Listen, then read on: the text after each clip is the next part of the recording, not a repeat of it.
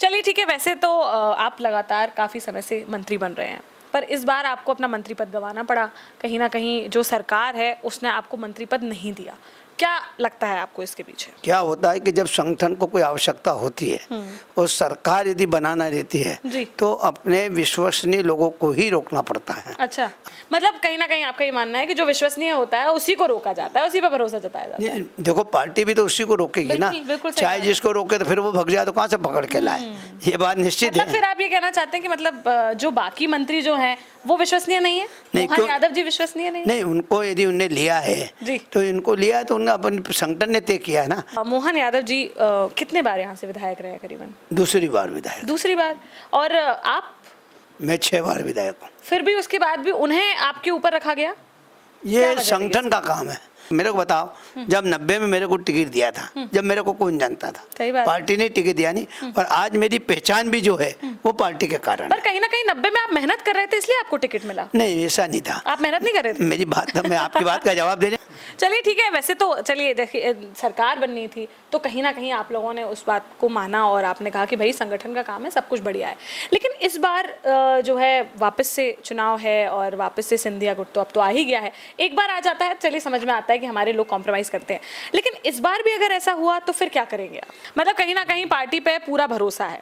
हमेशा मैं तो पार्टी के ही भरोसे रहा हूँ और पार्टी के कारण ही 14 साल मंत्री रहा हूँ, 6 बार विधायक बना। तो मतलब अभी भी चुनाव होंगे, आप उतरेंगे, आपको टिकट अगर मिलेगा तो आप उतरेंगे, और फिर भी अगर आपको मंत्री नहीं बनाया गया तो कोई दिक्कत नहीं है? कांग्रेस ने किसानों के लिए घोषणा की थी कि हम 2 लाख रुपए का माफ उनके खाते में डालें। आज दिन तक उन्हें वो डाले हो तो बता दो मेरे को। डाले ही नहीं, उन्हें पूरी कर सकते। पर लोग कह रहे हैं, कांग्रेस ये कह रहे हैं कि भाई हमने तो दिया है, हमारे कमलनाथ ने 18 महीने की सरकार में ही दिया है और आपके मंत्री कमल पटेल ने माना भी है विधानसभा में। नहीं, वो लेकिन जो 2 लाख रुपए की बात थी वो आज दिन तक कहाँ हुआ? कह रहे 15 महीने में सरकार नहीं गिराते, कह रहे हैं, तो हो जाता। अब ये तो क्या है, सरकार गिरना उनके ही लोग थे जी। उनके ही विधायक थे। अच्छा। वही उनसे नहीं संभले। हाँ। तो उसमें अपन क्या कह सकते हैं? हाँ।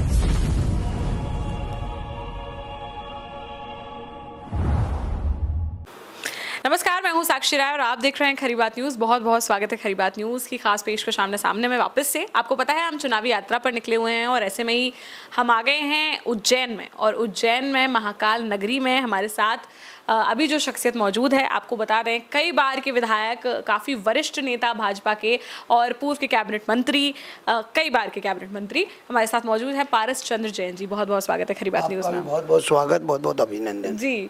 और उज्जैन आए हैं, महाकाल की नगरी में आए हैं, तो इतने वरिष्ठ नेता से तो आपको मिलाना बनता ही है।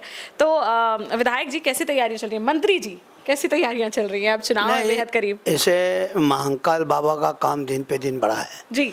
और चुनाव नवंबर में होना है, जिसकी पार्टी ने अपनी नीति बना के पार्टी ने सब अपने को कार्यक्रम देना चालू कर दिए हैं और प्रदेश इकाई जो कार्यक्रम दे रही है जी।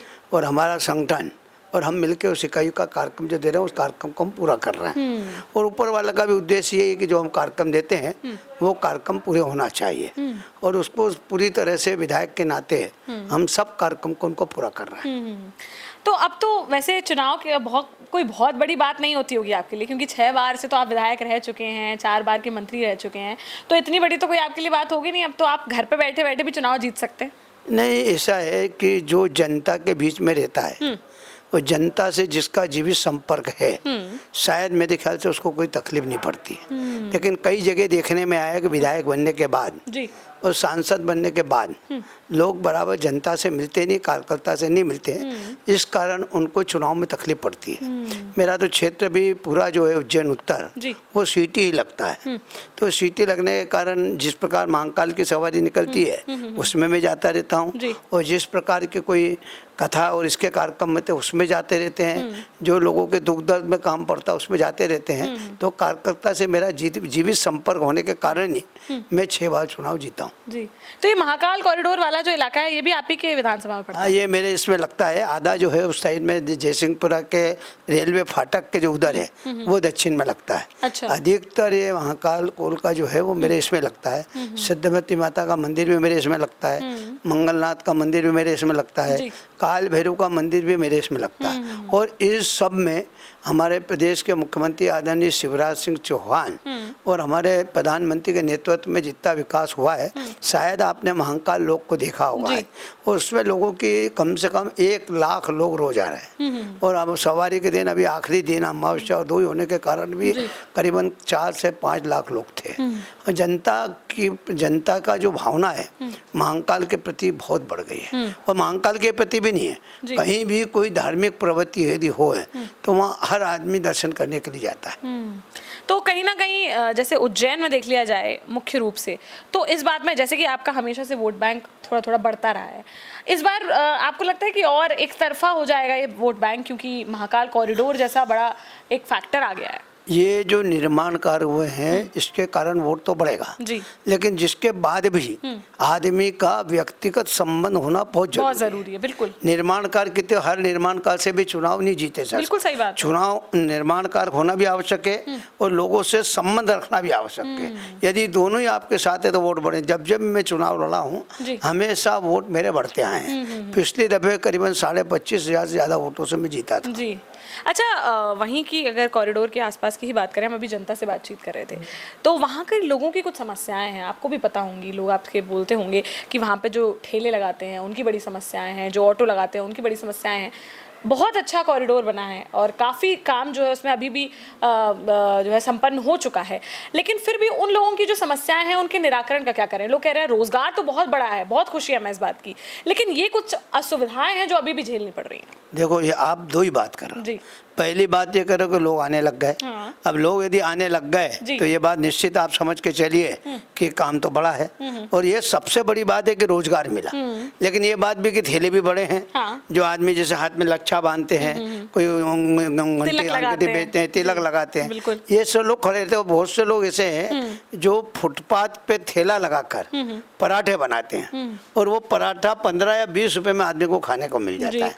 और यदि होटल में यदि जाए तो आदमी को 100 रुपए लगते हैं और 2 पराठे में वो मस्त हो जाता है। तो मैं समझता हूँ कि लोगों को रोजगार मिला है, थोड़ी बहुत परेशानी है, इस बात से सहमत हूँ।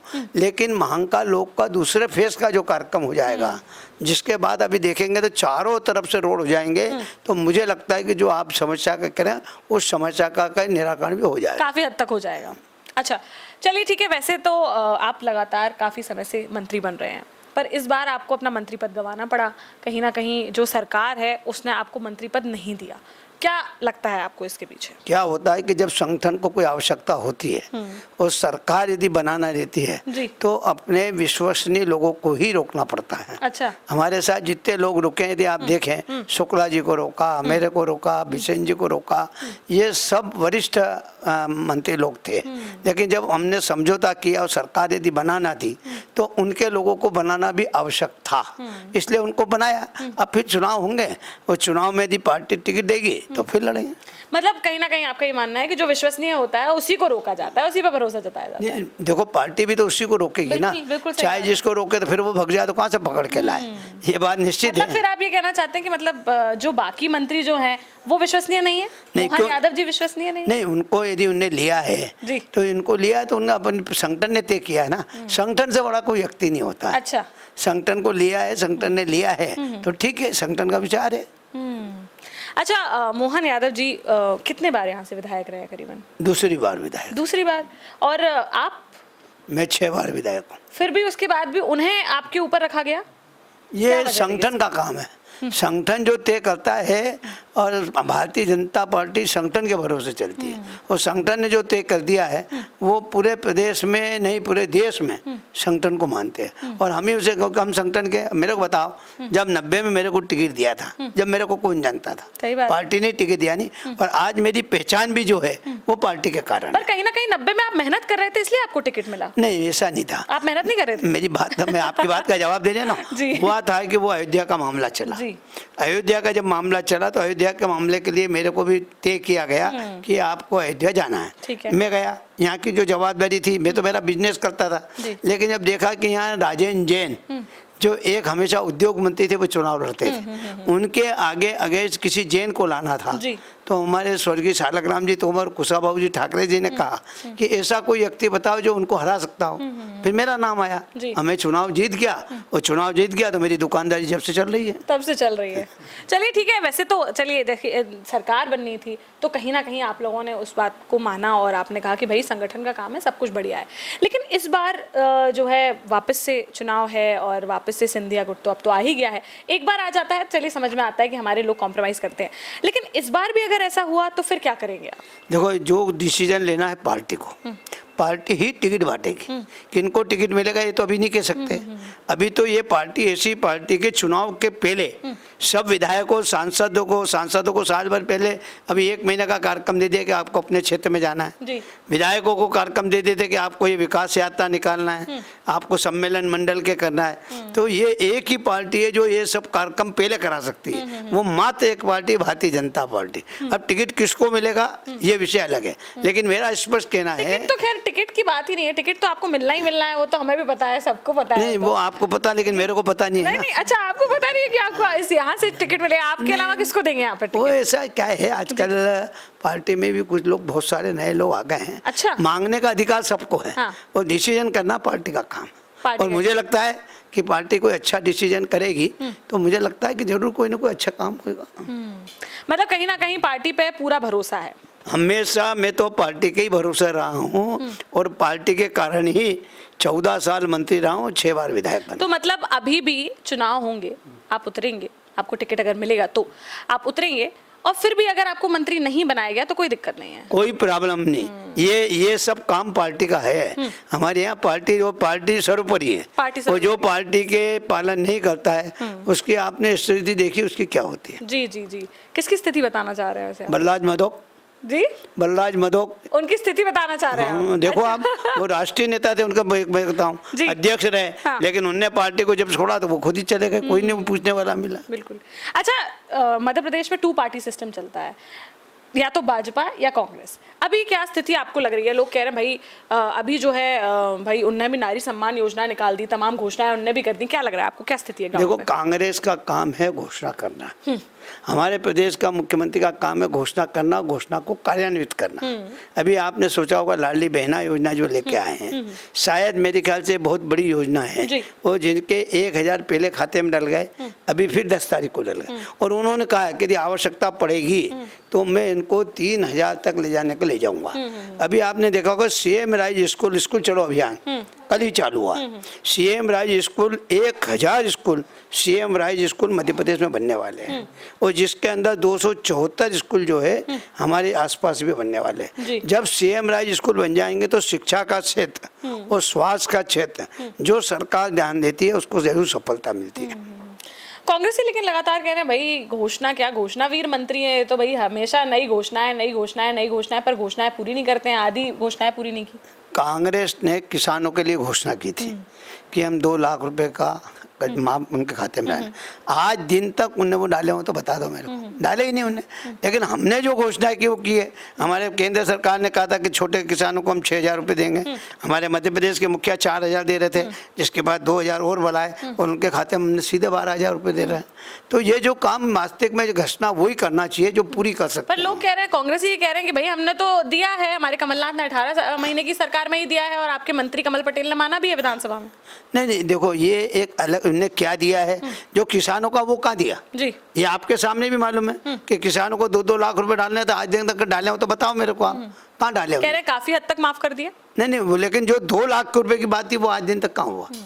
15 महीने में सरकार नहीं गिराते कह रहे हैं तो हो जाता। अब ये तो क्या है, सरकार गिरना उनके ही लोग थे जी, उनके ही विधायक थे। अच्छा। वही उनसे नहीं संभले। हाँ। तो उसमें अपन क्या कह सकते हैं? हाँ। भाई जब उनके विधायक थे, उनने टिकट सोच समझ के दिए तो उनकी पार्टी में रहना चाहिए। वो पार्टी छोड़ के क्यों गए? क्या लगता है आपको ये जो तख्ता पलट हुआ था ये सही हुआ था?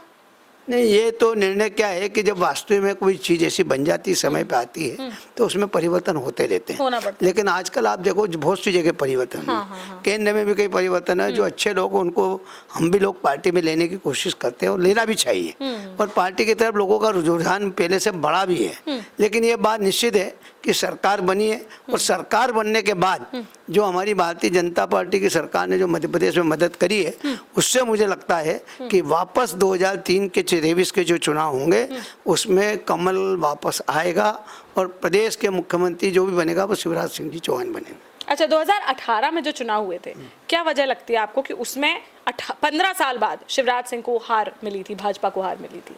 क्या है, कोई ना कोई तो जरूर निश्चित कोई कमी होगी, बिल्कुल, जिसके कारण हमारी कमी, अब वो कमी संगठन जानता है कि क्या कमी थी, और हो सकता है कि कुछ टिकट बंटवारे जो उस टाइम हुए होंगे बराबर ना होने के कारण भी ये स्थिति बनी होगी। लेकिन अब के सरकार फूक फूक के इस काम को कर रही है, और संगठन भी काम कर रहे हैं। अभी से संगठन इतना जागरूक हो गया है और सर्वे कराना चालू कर दिया उन्होंने, और आप लोगों से भी सर्वे होता है, जिससे मालूम पड़ता है कि भारतीय जनता पार्टी की क्या स्थिति है। तो लोग ये कह रहे हैं कि कहीं ना कहीं थोड़ा बहुत एंटी इनकम्बेंसी देखने को मिल रहा है, जिसकी वजह से मतलब अभी हमने कुछ दिन पहले भी देखी, भाजपा कार्यालय में भोपाल में भी बहुत हलचल मची रही, सुबह से शाम तक जो है मीटिंग्स का दौर चलता रहा। लग रहा था कि भाई सीएम फेस हो सकता है, चेंज हो सकता है। क्या कोई आसार आपको ऐसे लग रहे हैं? मुझे कुछ नहीं लगता, अभी तक कोई अब ऐसा लगता नहीं है कि ना तो मुख्यमंत्री बनेंगे, बदले जाएंगे, और ना मुझे लगता है कि अध्यक्ष बदलेंगे। कोई और फेस लगता है आपको? मुझे लगता कुछ नहीं, क्योंकि नरेंद्र सिंह जी तोमर जी को भी जवाबदारी दे दी है, वो भी पूरे मध्य प्रदेश को अच्छी तरह से जानते हैं, और पूर्व अध्यक्ष के रूप में, प्रदेश अध्यक्ष के रूप में उन्होंने काम किया है। ऐसे लोगों का चयन हुआ है जो शायद मुझे लगता है कि मध्य प्रदेश में अब की जो टिकट बटेंगे शायद बिल्कुल सही टिकट बनेंगे, और भारतीय जनता पार्टी को स्पष्ट बहुमत मिलेगा। सिंधिया को सीएम फेस बनाने की अटकलें चल रही थी, अभी तो मेरे को लगता है ये सब चीजें गर्भ के अंदर है। अभी तक यदि होता तो हो जाता, आज तक नहीं हुआ। अगर बनेंगे तो कैसा होगा?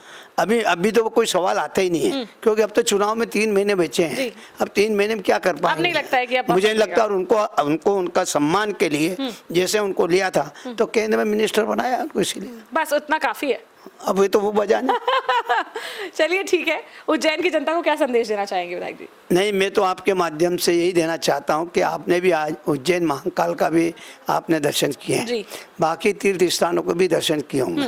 पहले जो 12 साल पहले जैसा लोग कहते थे कि सिंहस्थ आने के बाद 12 साल तक उज्जैन में कोई काम नहीं होता था। अब इस प्रथा को यदि किसी ने बंद किया है तो प्रदेश के यशस्वी मुख्यमंत्री आदरणीय शिवराज सिंह चौहान ने कि 12 साल के बाद सलत हमेशा काम सिंह से उस सिंह तक चलते हैं। आप देखिए, पहले हमने 15 रोड बनाए थे, अभी एक पुल कल ही हमने मंजूर किया है जो ये बनने वाला है। लेकिन ये सब होने के बाद मुझे लगता है कि किसी चीज़ की जनता को कमी नहीं रहेगी, और ये महाकाल लोग पूरा कंप्लीट हो जाएगा। तो ये मेरा मानना है कि लोगों को जो अभी भीड़ में दर्शन करने की आदत है, आधा घंटे में आराम से लोगों को दर्शन हो जाएंगे। चलिए ठीक है, हमने पारस चंद जैन जी जो यहाँ से सिटिंग एमएलए हैं और कई बार के एमएलए हैं, पूर्व के कैबिनेट मंत्री हैं, इनसे आपको रूबरू कराया, तमाम सवाल पूछे, खट्टे मीठे सवालों की जो है मतलब उन पर चर्चा करी। हमारे सवाल आपको कैसे लगे, इनके जवाब आपको कैसे लगे, हमें कमेंट बॉक्स में कमेंट करके जरूर बताएं। साथ ही ये भी बताएं आपको क्या लगता है 3 महीने में विधानसभा के चुनाव हैं, क्या मन बना रही है मध्य प्रदेश की जनता, क्या बदलाव होगा, मुख्यमंत्री की गद्दी पर इस बार कौन राज करने वाला है। और बात करें उज्जैन की, तो उज्जैन उत्तर ये जो सीट है जहां से इतने वरिष्ठ नेता अभी भी सिटिंग एमएलए हैं, क्या होगा इस बार? उनको टिकट दिया जाएगा, वो विधायक बनेंगे या नहीं बनेंगे, वो मंत्री बनेंगे या नहीं बनेंगे, क्या लगता है आपको? हमें कमेंट बॉक्स में कमेंट करके जरूर बताएं। अभी के लिए फिलहाल इतना ही, ऐसे ही जनता से, जनप्रतिनिधियों से आपको रूबरू कराएंगे। देखते रहिए खरी बात। कैमरामैन नेत्राम पटेल के साथ साक्षी राय, नमस्कार। मून सिटी एस्केप्स बिल्डर्स प्रस्तुत करते हैं आलीशान, आकर्षक residential, commercial, JDA approved project space moon city. Gated complex, high tech security और 100% पावर बैकअप के साथ प्रीमियम अपार्टमेंट और इंडिपेंडेंट विलास, साथ ही rich landscaping. Space moon city लाए हैं आकर्षक और आरामदायक lifestyle, swimming pool, indoor game सहित आधुनिक क्लब हाउस आपके आधुनिक लाइफस्टाइल के लिए। शॉपिंग एंड एंटरटेनमेंट के लिए नेशनल और इंटरनेशनल ब्रांड्स के साथ शॉपिंग मॉल और मल्टीप्लेक्स। स्पेस मून सिटी 25 एकड़ में विस्तृत है। Perfect luxurious and beautiful life के लिए प्रस्तुत है स्पेस मून सिटी।